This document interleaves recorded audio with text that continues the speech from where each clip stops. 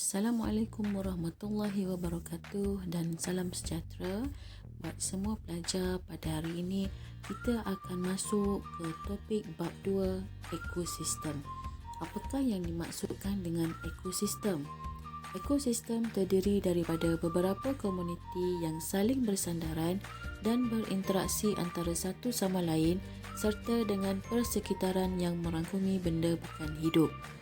Seperti contoh dalam gambar di bawah, ini adalah yang dinamakan sebagai ekosistem, di mana di dalam tasik terdapat hidupan, contohnya seperti ikan. Ada juga tumbuhan teratai dan pokok-pokok lain yang hidup di dalam air. Di daratan pula, terdapat hidupan dan tumbuhan yang hidup seperti rusa, katak, kura-kura, pakis, pepatung, kumbang dan sebagainya. Selain itu, terdapat juga batu-batuan, batang pokok yang sudah kering, iaitu benda bukan hidup. Subtopik yang pertama 2.1 aliran tenaga dalam ekosistem. Sumber tenaga dalam semua ekosistem yang ada di muka bumi ini adalah berasal daripada matahari. Matahari merupakan sumber tenaga utama bagi semua hidupan yang ada di muka bumi.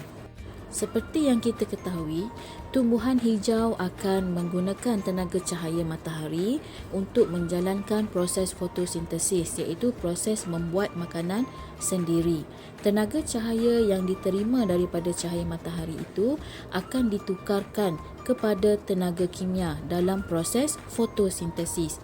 Tenaga kimia tersebut akan dipindahkan kepada pengguna primer dan seterusnya kepada pengguna sekunder dan kepada pengguna tertier dalam rantai makanan dan siratan makanan.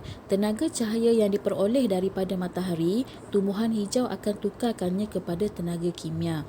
Kemudian, apabila pengguna makan tumbuhan hijau, tenaga tersebut akan dipindahkan dari tumbuhan kepada pengguna yang memakan tumbuhan hijau tersebut. Dan apabila pengguna yang kedua memakan pengguna yang pertama, maka tenaga tersebut akan dipindahkan.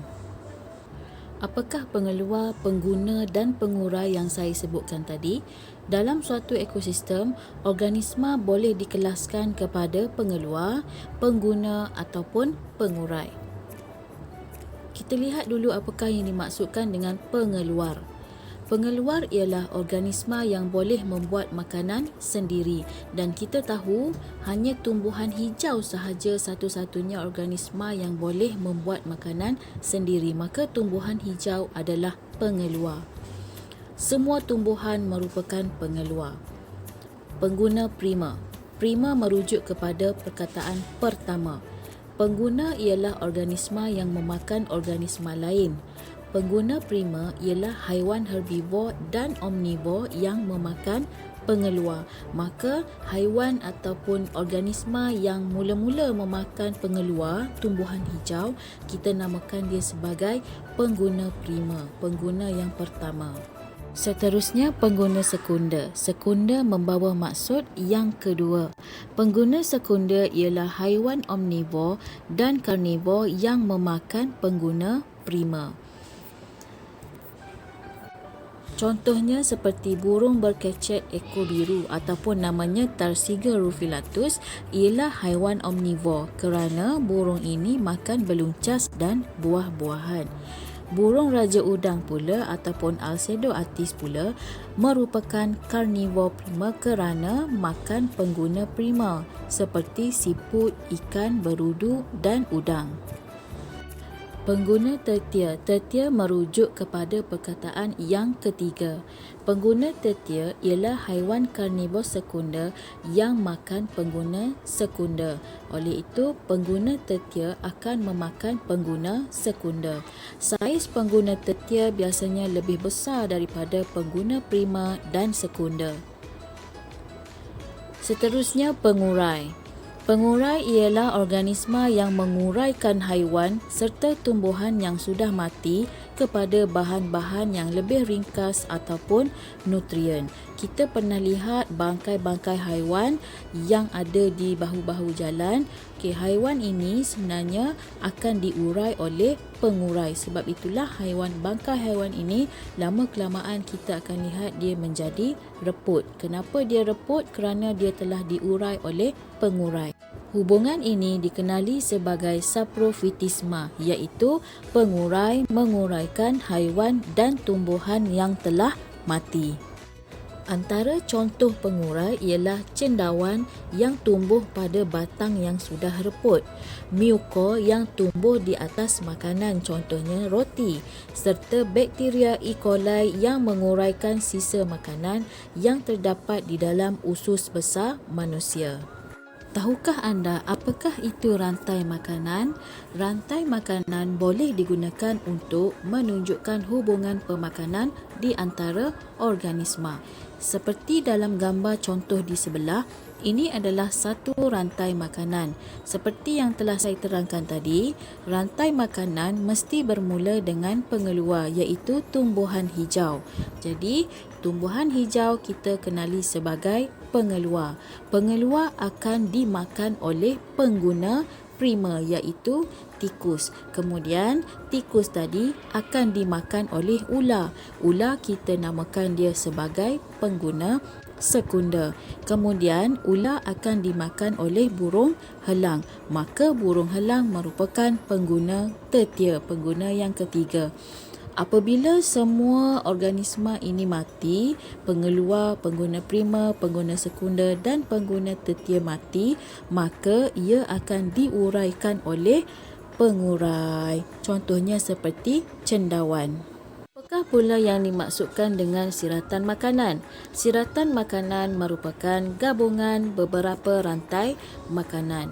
Contohnya seperti gambar di atas. Dalam siratan makanan di atas terdapat beberapa rantai makanan. Contohnya rantai makanan yang pertama adalah kubis dimakan oleh beluncas, beluncas dimakan oleh burung, burung dimakan oleh ular. Rantai makanan yang kedua, kubis dimakan oleh siput, siput dimakan oleh burung dan burung dimakan oleh ular. Rantai makanan yang ketiga, kubis dimakan oleh belalang, belalang dimakan oleh burung, burung dimakan oleh ular. Dan rantai makanan yang keempat, kubis dimakan oleh belalang, belalang dimakan oleh katak dan katak dimakan oleh ular.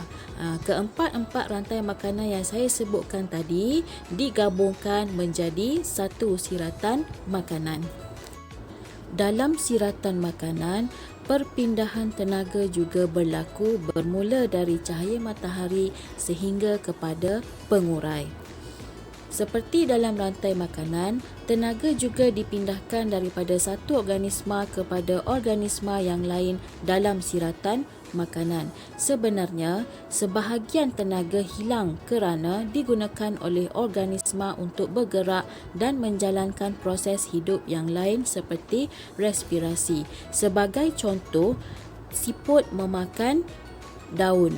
Apabila tenaga dari daun dipindahkan kepada siput dan siput itu bergerak, maka tenaga yang dia dapat daripada daun tadi sedikit sebanyak akan hilang kerana digunakan untuk bergerak. Selain itu, tenaga juga boleh hilang dalam bentuk tenaga haba atau tenaga kimia dalam makanan yang tidak tercerna, iaitu tinja ataupun najis. Aliran tenaga dalam siratan makanan digambarkan dalam rajah 2.4 di mana anak panah yang berwarna merah penuh itu merupakan perpindahan aliran tenaga bermula daripada kubis sehinggalah kepada ular, dan anak panah garisan merah putus-putus itu merupakan tenaga yang hilang akibat organisma tadi menjalankan proses hidup ataupun melalui tinjan. Baiklah, setakat itu sahaja pembelajaran kita pada hari ini. Semoga kamu semua boleh faham dengan penerangan saya tadi. Sekian, terima kasih.